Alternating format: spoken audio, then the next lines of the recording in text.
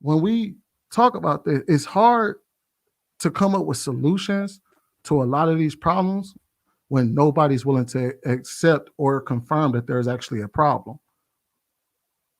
And I've seen this on both sides. We hear people all day asking us for solutions. Well, what's the solution to this problem? Well, first we have to admit that there's a problem, because anytime somebody has a grievance or somebody brings up a problem, it's always not all. It wasn't me.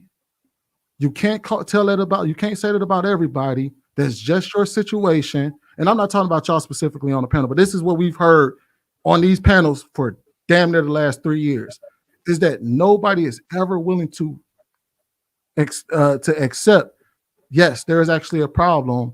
So how do we fix it? Because you can't fix a problem that somebody's willing to admit is there. So I didn't want to interrupt you while you and Andrea were going back and forth, but I wanted to simply, Andrea addressed the video, and I hope she comes back, but she addressed the video. She's back. The lady, okay. Andrea, I think the lady in the video was only directing her message towards women and men who want relationships, not telling and projecting that people need relationships.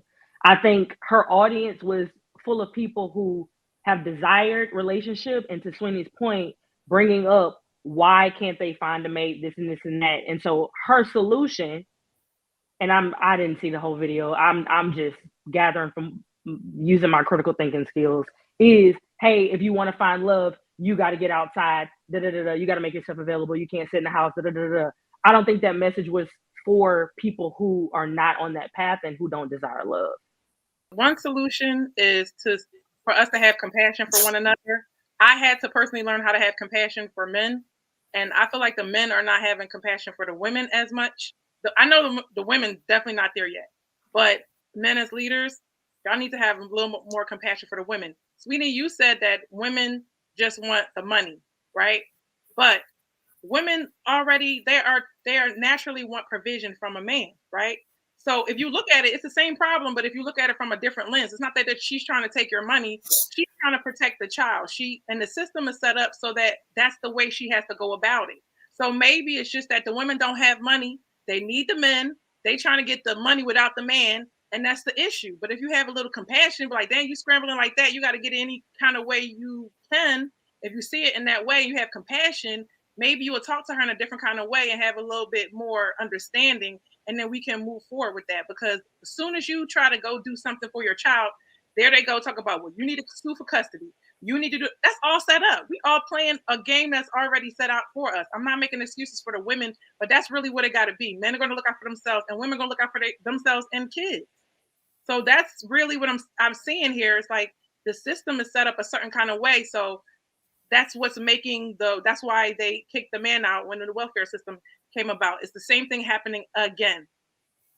To be fair, Ruth, I don't actually believe what I said. I was just making a point about, I didn't actually believe that that's how women treat us and everything. I was just making a point of how when he said, when he was talking about the color purpling of black men and stuff, that's exactly how that sounds when a man would get up there and say those things is egregious about black women, and how we will all respond like, wait a minute, that's not true for all people. And I think, and that's the only point I was trying to prove. So I didn't actually believe those things I said. I haven't seen men come up and stand up for women. I never see that.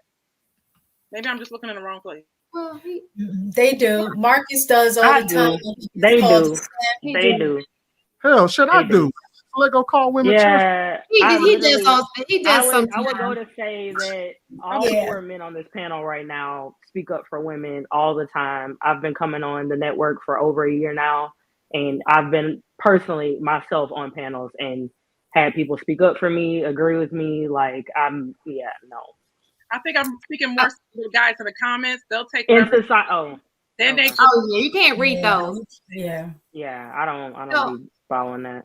You know how the chat is, man. Like I seen some of the most egregious shit said in the chat.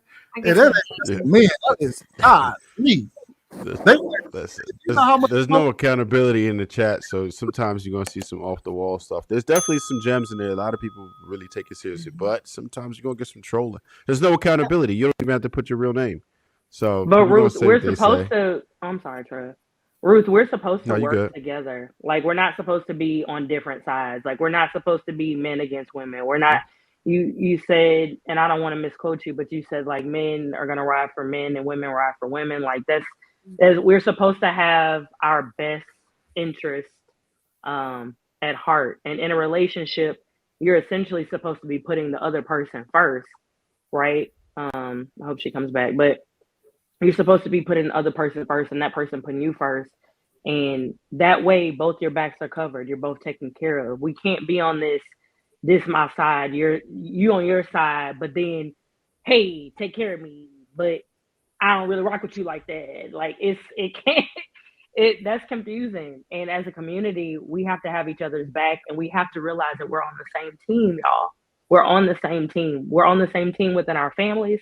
We're on the same team within relationships because we all have a collective idea and a goal at hand is getting to the end of life, right? Successfully celebrating life, having some fun along the way, working hard and enjoying each other.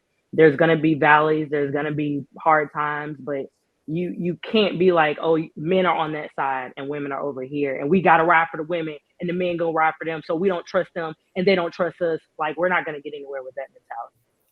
Sweeney, can I ask one question? Do y'all know? And she's not here for me to ask, and I feel that it's appropriate that I would have been able to ask because she asked me something personal. How old is Andre? What's her name? Andrea.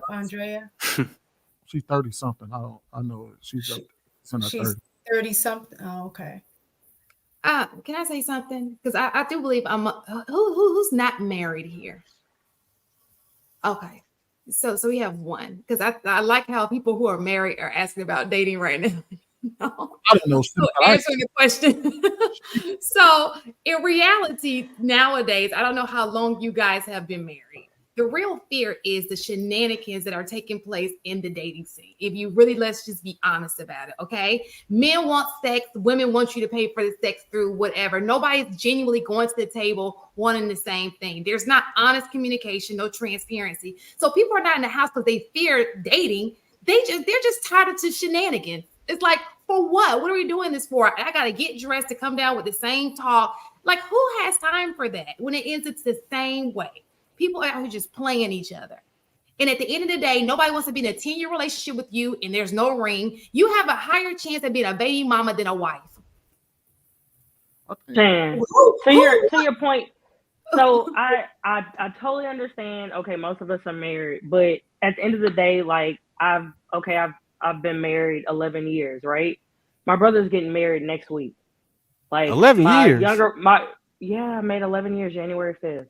I was at the wedding. That wasn't no 11 years ago. So let me. You were in my wedding, fool. But no, let me finish my point. So, I really like. I feel like I'm out here. Like all my friends are not married. Like I have a lot of friends that are not married, and I have a lot of family that is not married, that's dating, and I have conversations, and I'm close to the chest with supporting my friends, not thinking that I'm a know-it-all or be-all of everything relationship, but I hear the conversations, but I also see the success. I see the success of 20 to 35 to 40 somethings. Like I see the successes around me. I mean, my sister-in-law is about to be 40. She's been in 3 weddings of 38 to like 44 age group weddings within like the past 3 years. Like it's happening, y'all. So yes, I know that it is hard out here. I hear how hard it is. I'm not gonna say I know exactly how dating is,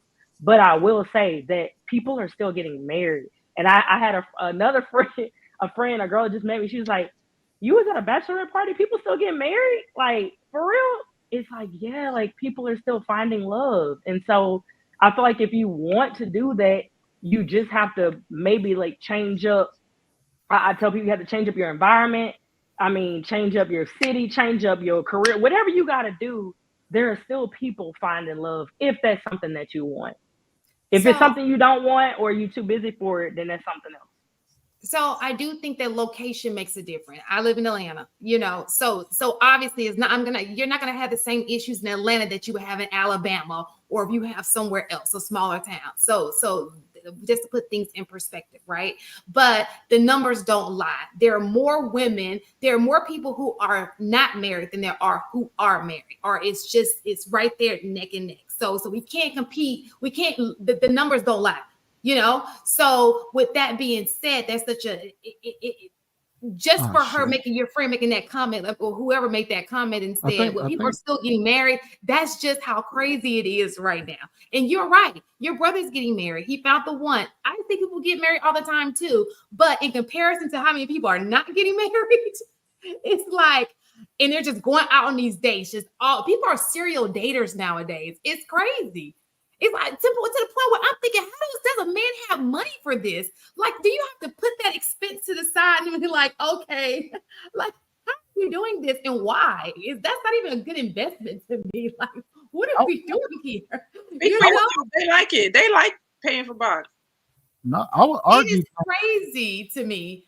And so it would be just nice to be able to get to a point where we're all on the same page. We're not trying to get over on the other one. It's like we're going in with good intent. Those who don't want to be married, you say that in the beginning to each other, and those people date. The problem is when people who don't want to be married start messing with people who do want to be married, wasting time. That's exactly what I was about to say. In their mouth, you're manipulating, exactly, and you're putting a bad taste in this person's mouth. And now it's like they feel like all men ain't, and they just come. That's exactly what I was about to say. Don't want it. So we can just have conversation, be transparent about our intent, and make sure we find somebody who is on the same wavelength as us. I think we'll be fine. It is a hot topic, and I'm sorry, Sweeney, I'll just say this. I think it is a hot topic, even in the YouTube space, of people not even wanting marriage in today's time. I see that from men and women, and I know it's been talked about on different shows on Lapeef and different shows just in 2024, that marriage is not even a goal. It's not something that is on people's timeline. They're not thinking about it. They're not worried about it, as well as, you know, family or anything else. So with that caveat has, okay, people aren't getting married, but they're not getting married because they're not prioritizing marriage. Or is it fear? They might be afraid that they'll never get married as well. So they're just putting up a front.